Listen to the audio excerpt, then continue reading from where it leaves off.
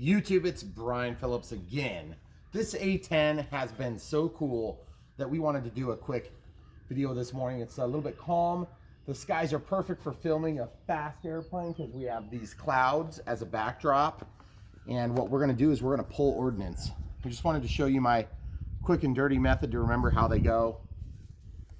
You could probably interchange a few of them, but some of them have different shapes. So what we're going to do is we're just going to put the ordnance down here. Those are some bombs. Here's some missiles. I believe those are air-to-ground missiles. Some rocket pods. And I just put a different color dot on each one to make it simple and to make it easy. And actually, we're going to fly on 3,300 for the first flight. We're going to go to 4,000 6S Smart Packs. These things have been great. You'll notice there's absolutely zero puff on these packs. I've not been nice to them. Now, yesterday we flew, do you remember how long we flew that first flight on the 4,000? It was a little over the timer. This was right at 3.8 Yeah. volts. So it was just under, it was like 3.79 on the cells. And then we flew a minute over on the 3,300 and we were at about 3.7. So we would have been just fine. We probably could have gone for a few more minutes longer. And I'm sort of tempted to maybe leave some ordnance on there, but I'm not gonna because I promised an ordnance free flight. I've never flown my planes with ordnance, except for the drop tank on my P-51. I just thought it was really cool. But you find out really quick, the first time you bounce a landing, your ordnance is gonna be gone anyway. And the thing about this plane is look at the difference in profile when you take that stuff off. It just, and this is the other thing I was talking about last night when we were landing. You get all this drag from that landing gear, okay? So just remember, those things act as like an air brake. So when you put them down, it's almost like having an extra flap deployment. So just be aware of that. Without further ado, we got our 3,300 milliamp pack in there. We're riding just a little bit behind where we started from yesterday because the wind is calmer. So without further ado, here it is. Takeoff flaps dialed in. Final flight controls test. Again, taxiing, that's 7% taxi. Goodness gracious. Did you change your CG then? Oh shoot, you're right. We gotta check the CG. Oh. Okay, so I've got my throttle cut on. I got the flaps collapsed. I am going to retest from 62 millimeters. That's the middle of the range that they recommended. I don't know if you guys watched my build video, but I show how I do my little CG marks. I basically mark it with a black marker, and then I put a drip of CA, or 2 or 3, just depending on how much it needs to build up. That feels really good. Yeah, look good. And then I basically go into it like that. So now I'm feeling that we've got a little bit of a breeze here, but it's not significant, okay? So timer set to 3.5 minutes. We'll be able to conservatively get that. We go a little bit longer if we want. We'll come over here like we've been doing and take off that way. Camera crew's gonna stay there. I'll kind of manipulate my body this time. Okay. And here we go, guys.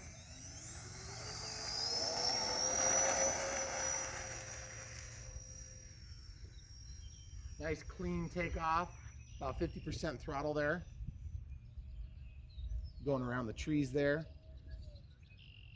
Oh, that thing looks so good. Much calmer than last night, right? Mm-hmm. Yeah. Look at that thing settle down.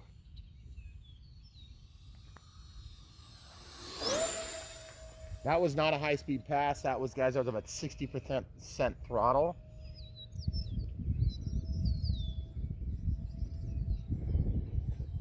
I'm feeling raindrops, are you? I felt one. Gosh, that thing flies really good without the ordnance. And it's also the calmer flight that we've had. Yeah. Okay, we're gonna do a full speed pass here.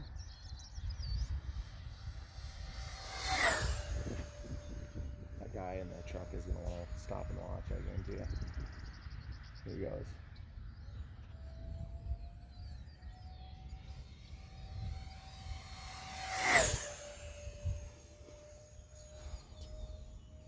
Okay, we're gonna rudder over on the top of this turn. Just let gravity take us back down. Just a little bit of throttle, about 15% throttle, so we don't have any drag from the EDFs. I mean, it's limited drag at best. Man, that cloud is dark. I won't lose the plane in it. sounds so good. It feels so controllable, so solid, on rails, like I've never experienced this plane.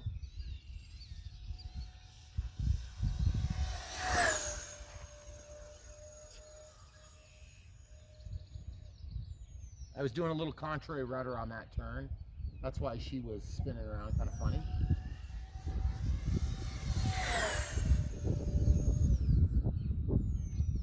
Takeoff flaps deployed there for the second round. Okay, show you how much tighter you can get it. I'm not even pulling, I'm about 50% elevator there out of the takeoff flaps. Okay, this time we're gonna come downhill, full landing flaps from a stall. Watch this, guys. Full downhill, full landing flaps. No throttle. 15% throttle. 50% throttle out of the landing flaps. Boy, there's a lot of drag when you deploy those suckers. All right, we're gonna go into the wind this time. Same sort of scenario, but we're gonna go the other way, hon. You got this? Yep. Wind's at my back. It's crosswind to us right now. Full throttle and up. Look at this, guys. Look at that. Unlimited vertical, guys. Almost unlimited, just under. Remember, this is a 30C pack. This 3300 is 30C. My 4000 is a 50C, meaning that it's capable of discharging about 1.5 times faster. Okay, that's my warning. I need to get in the landing approach here. Trying to think which way. I need to land from the other side, don't I? Okay, we're gonna relax into a landing because the wind is coming that way. I want the wind at my back. Takeoff flaps dialed in, out of the throttle altogether. Bleeding off some energy. Landing flaps deployed. Gear coming down, trying to get around that tree bank. I want to use up all the landing approach. And we're going to go around. Okay, a lot more conservative on throttle, not going quite so high. I'm going to go up over the top and straight in this time. Takeoff flaps, landing flaps. 50% throttle, gear coming down. Riding the elevators a little bit. Out of the throttle altogether, about 10% throttle here. Woo!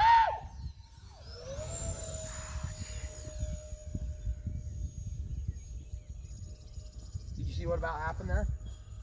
I about stalled her. 50% throttle here, you stay right where you are. I'm gonna work around you. Take off flaps. Gear. Oh, I hope we can see that thing. I do not want to catch the hook.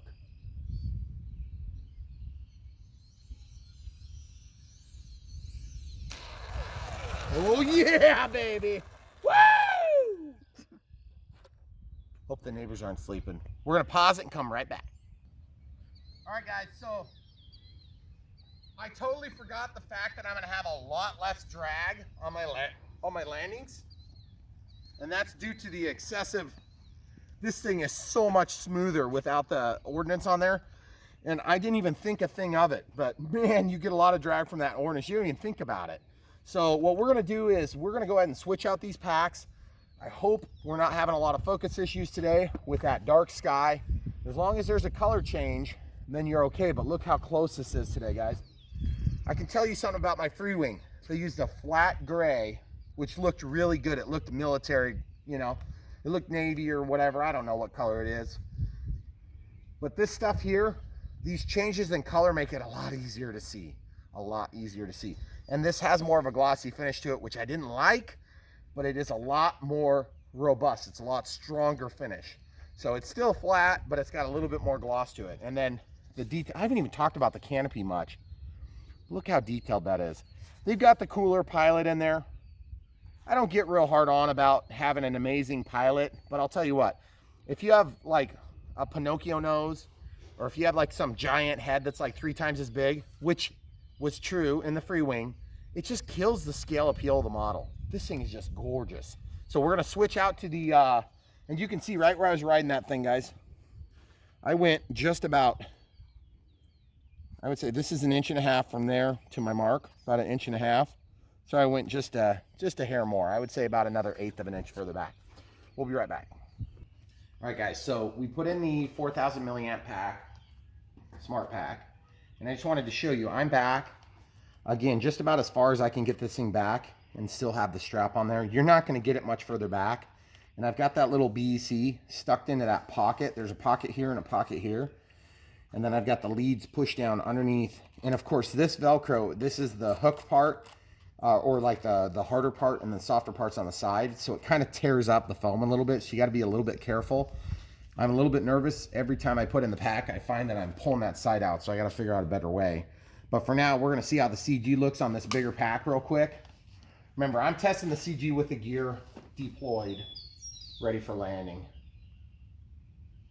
Remember, I'm on the middle of the CG, and it seems to be balancing. So I think we're going to go with that. We're going to go ahead and fly again from the same spot, with the understanding that we're probably going to go off the end of the runway unless I come in and land from under the lines. It's just that this plane goes quick enough and it stalls.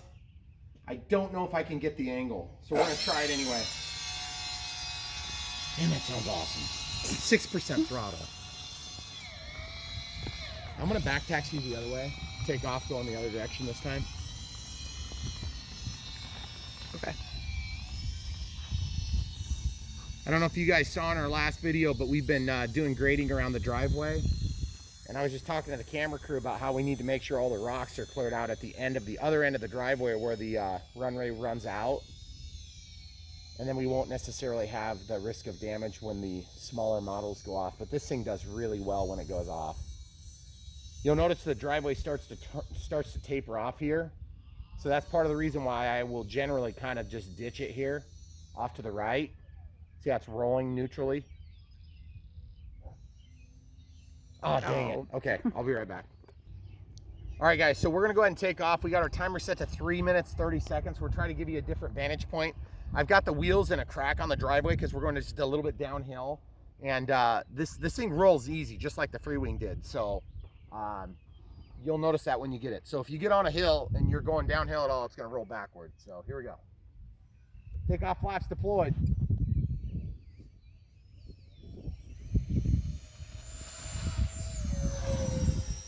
Oh, that's so gorgeous. Out of the takeoff flaps. It's so bright over here, we need to film over here. 15% throttle here.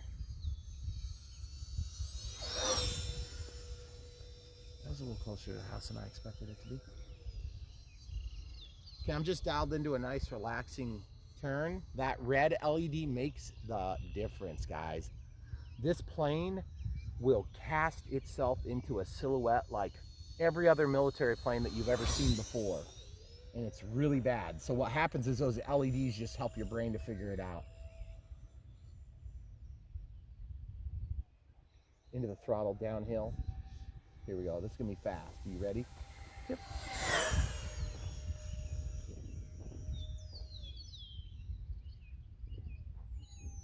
And we're going to go up over the power lines and to our left. You ready? Mm-hmm.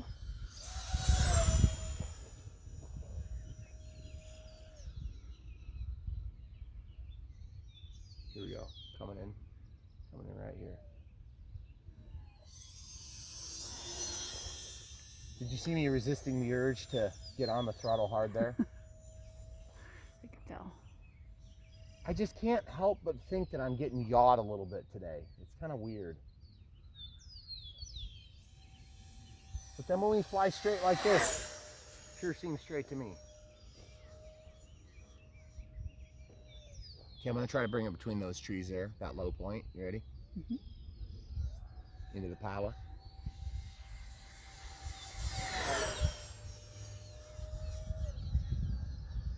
And those wings do bend a little bit under load, under heavy load.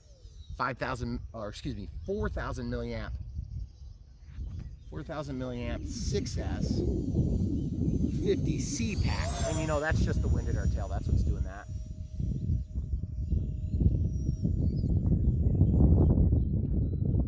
Love that noise. You got to keep the throttle on just a hair. Even if you're not trying to go fast, just almost gets a little bit draggy when you leave the throttle at idle. Oh, let's fly over the sun like we did the moon last night. You ready? Over the sun. Here we go. Oh yeah, that was awesome.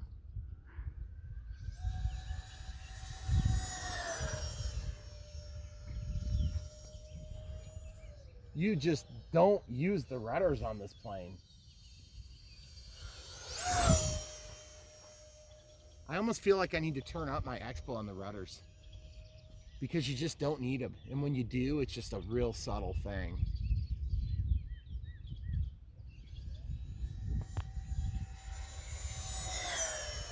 Man, that's so fast. Here we got about 13 seconds left on our 3.5. We should be totally fine to screw around for a minute or two. Takeoff flaps coming out. Man, did you see the angle of attack change there? It scared me, but it wasn't because of the stall tendency. It was because I was the elevator correction. Okay, coming in for a nice slow pass here. Full landing flaps. This will be clean. No gear, no ordnance, just flaps, full landing flaps.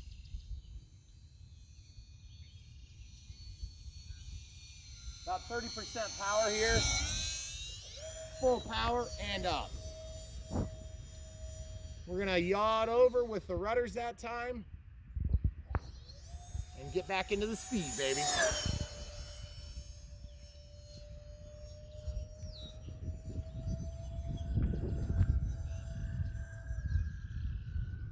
I love that noise so much, it's so cool. Okay, here we go. One more pass. Then we're gonna set up a landing. Camera crew, you good there? Yep. Okay. I'm in conservative mode now. Gear coming out. Full landing flaps.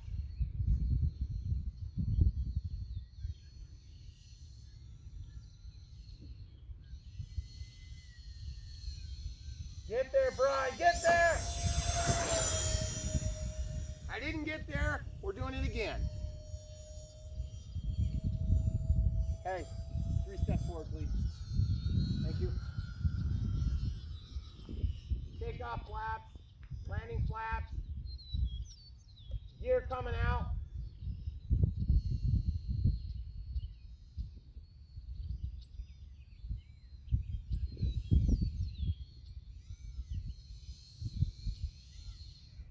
Oh yeah!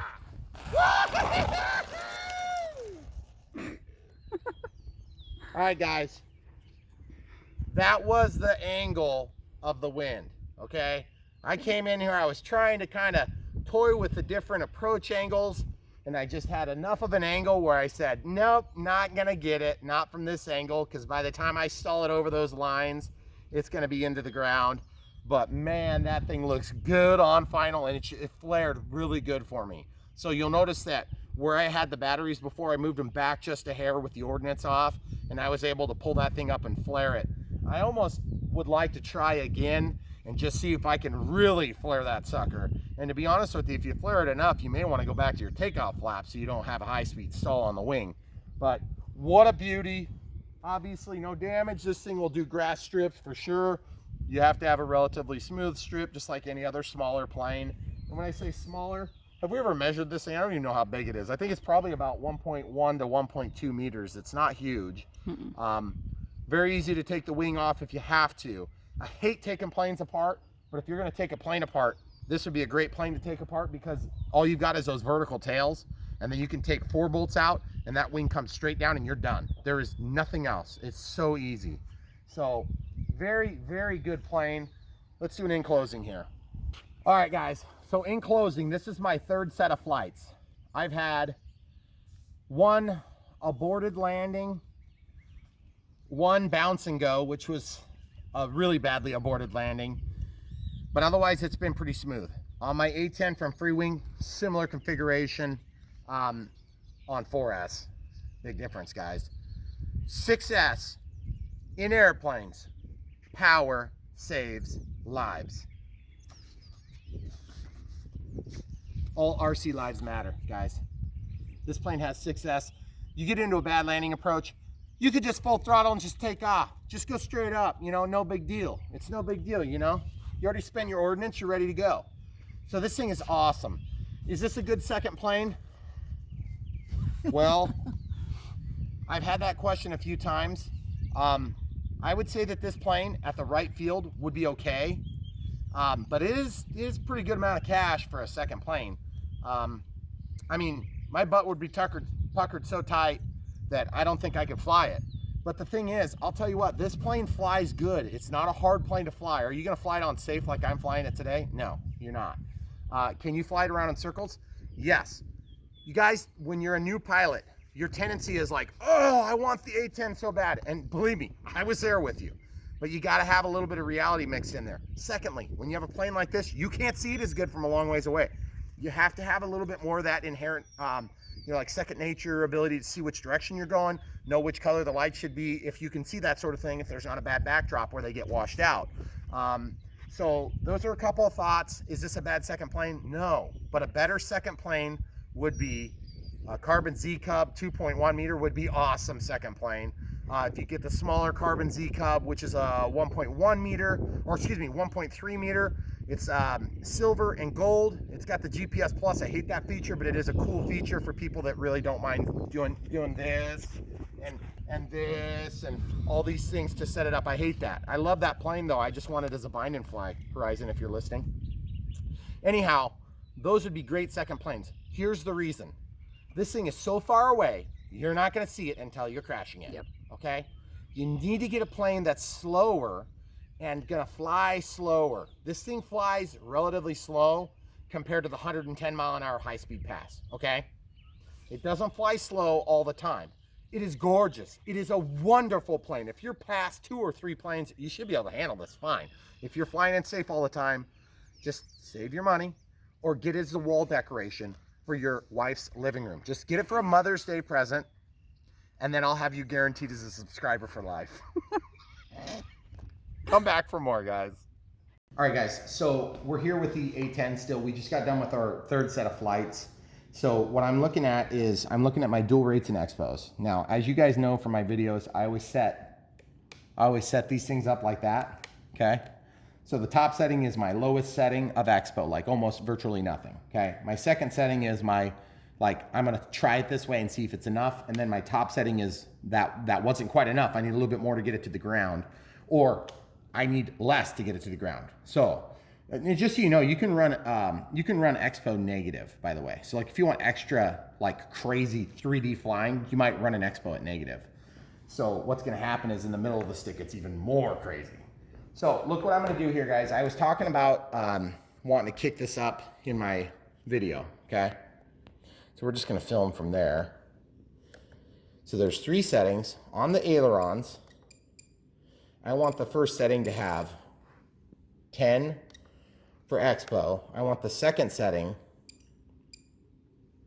oops, I'm flipping the wrong switch. I want the second setting to have what we had on the top. I'm gonna just go to 25, okay? Then I want the top settings, yeah, it was 20. Maybe I should run that at 25, leave it at 100% throws. And then on the top, I'm gonna go ahead and kick this down even more yet to 80.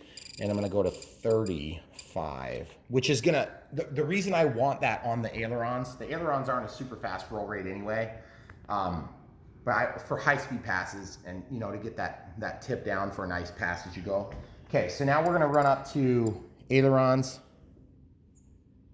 and we're gonna switch that to elevator. We're gonna kind of mimic the same setting. We're gonna go to 10 on the first setting, which I don't often run on the first setting. Then I'm gonna run 25 there, and then we're gonna run 35 expo, and we're gonna run this down to, did we do 80 on the first one? Let's check. Yeah, we did 80. So now on rudder, I was saying on the low setting, I want the dual rates at 100. I want the expo at probably 15. And then I want expo on the middle setting. I'm gonna run that to 30. And then on the top setting, I wanna run this down to like 75 with expo of 40. Okay. Now, you guys are probably thinking, man, that's a lot. Exactly. I want it to have, because here's the thing. When you're landing this thing, when you're flying this thing, I'm going to fly in the middle setting, which means I'm going to just a touch more expo than what I was flying in the last flight. I felt like it was good. If I want to go back to the middle setting when I was first flying, all I got to do is flip one switch up. If I want to go to, like, I'm doing an ultra high speed pass, I want to get really close, I want to get really low, whatever. I don't want to hit the ground, I don't want to hit anything around. I'll go to the top setting, or the most expo, which means it's going to deaden the controls the most. So I know that's a little bit confusing for those of you who don't fly yet, or you haven't flown a lot yet. Expo is huge. It's one of the biggest features that you're going to get in a programmable radio. It doesn't seem like it's important at all. When you're a new pilot, you're like, that can't be helpful. It is. Take my word for it. I thought it was not helpful until I used it for the very first time, and I was like, wow, that's huge. Anyway, so that's what you get, guys. This plane, we're done with our second flight. So what I was going to do real quick is I'll just show you what we got out of our packs. So this is a 3200. We ran that pretty much right to the timer, and then we ran maybe 30 seconds extra with taxi and stuff. And they've had a chance, this one's had a chance to cool. Obviously, we've had a chance to film this little clip. So this one is still a little bit warm, but we'll go ahead and get them plugged into the charger just to show you what's going on with them. Still a little bit warm. Okay, we'll just jump over here. So we've got these, the S1500, we've got the S1200 here. A couple of power supplies. You may notice I reset up this little area. It's a lot cleaner, it's a lot nicer. I love having this thing set up over here. It's so much easier. I usually charge my batteries on the dual charger. And the only thing I notice is when it's like dead quiet in your room and you plug in 2 packs and you run it, like full bore, those cooling fans come on and stay on for a long time. So you'll be like, what the heck is that noise? Oh, it's the cooling fans. These things have cooling fans too, but they don't tend to run quite as much. So let's see what we got for charge left, guys. I'm still learning which direction the plugs go, and these things are all black, so it's actually kind of hard to see those tabs.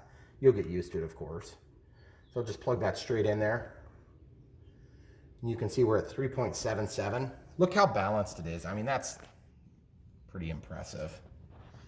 It's hard to pick this stuff up on camera, folks.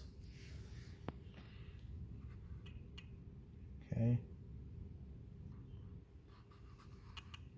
All right, so now that was the one we just flew on. So we went to our timer and we flew a minute past, probably, I would say. Minute and a half on that last round, maybe. I'm sorry, guys, I don't have an exact time, but you can tell we had a little bit of juice left in it. So I could have had another go around and I would have been fine. And if I was being conservative, I probably could have got 2 go rounds on it. If you fly a jet of this caliber and you aren't conservative on your go rounds, you're not gonna have a jet for long, okay? I've learned my mistake. I've learned from my mistakes. Okay, let's put this one into the S1500 just to show. I noticed that this display is maybe not quite as intense as this display. I don't really know why that is. Yeah, they are so. Doesn't really cause a problem. They both start up. They both have enough color to see the deviation between charging and not charging. And if you only had one of them, you would never know. You would never know any better. Side by side. Okay, so this is at 3.7, 3.72. So we actually ran the 3200 and we ended up with just slightly less charge left in it. But you gotta remember the curve for discharge, fully charged, discharged, okay? For lipos, it goes like this and then dies. You fly on the top, let's call it 7 to 8% of the pack, and then it falls off. Just like the lithium polymers or the lithium ions that you used to have in your drills. And now some of them, I think some of them are going to lipo too. Either way, they're hard packs, so they don't look the same. The key is lithium, the chemistry in the lithium is going to make it so that you run on the top little percentage of the battery pack, and then it drops off like a rock. That's why you use voltage alarms or you use telemetry or whatever, because you don't get a lot of warning. And there's 6 cells in here. So imagine if one of those cells drops out. Everything is in series, meaning that 1 feeds 2, 2 feeds 3, 3 feeds 4, 4 feeds 5, 5 feeds 6, and then we take off of the balance of them. That's called series. If you have one that drops down and one that sags, which happens when you get into an older pack like something like this that's been used and abused. If you have one pack that drops, you go from 3S to 2S all of a sudden. And it's scary when you're on a plane that needs juice. This plane would probably handle it, but I wouldn't recommend letting a pack that's beat up going to a beauty like this. So anyway, that's the quick 2 cents extra. Hopefully that doesn't overwhelm some of you newbies. I know I'm considered a newbie to many of you too, and if that's the case, I get it. I mean, how long have we been doing this? How old is Hannah? 5.5, so 5 years. So 5 years. Well, Because it was Christmas of her first the year So she I've was been born. flying for 5 years, guys. I've been doing radio controlled stuff on and off for my entire life. But the thing is, technology is so much better. It's so much cheaper. I mean, it was never affordable like it is now. And that's good and bad, but it's mostly awesome. So the drawbacks are far outweighed by the amount of technology they're squishing into these awesome things. There is no way.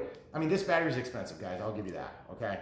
It's like $100 or something like that, okay? That's a lot of money for one battery. But here's the thing.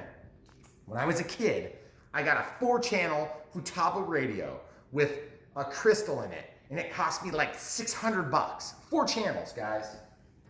I have 18 discrete channels on this, okay? Plus it's programmable, plus I have a screen, plus I have feedback, plus I have, you know, every model in here that's worth, well, I don't want to say it's worth anything, but really, it's amazing. The technology that you get just in the radio system is so much far advanced. And we're in the 2.4 gigahertz world, which means, you know, we're competing with other things like Wi-Fi, but now they're opening up 6G for Wi-Fi. And I'm not talking about 6G like LTE or something like this. I'm talking about the 6G. Right now it's 2.4 gigahertz and 5 gigahertz. It's gonna go to 6G, which means it's gonna relieve some of the pressure on the 2.4 gigahertz world. That's good for us modelers. Anyway, enough techno blab. This thing is awesome. You can't even get this. Too bad for you. But you could get the new ones, and someday, just like with the smart radios, or excuse me, the smart batteries, someday I'm going to say goodbye to my lovely DX18, and I'm going to end up with an IX20. You just mark my words. It's going to happen someday, but I might have to sell a car or move out of this house. Or an organ. All right, guys, that's all you get for today. Thanks for watching. If you watched all the way to this part, you are a true subscriber, and you get a gold star.